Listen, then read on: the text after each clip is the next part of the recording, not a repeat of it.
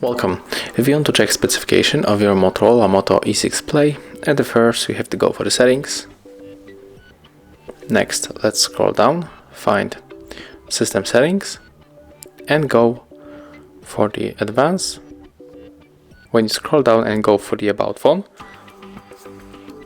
you can find basic information about your phone.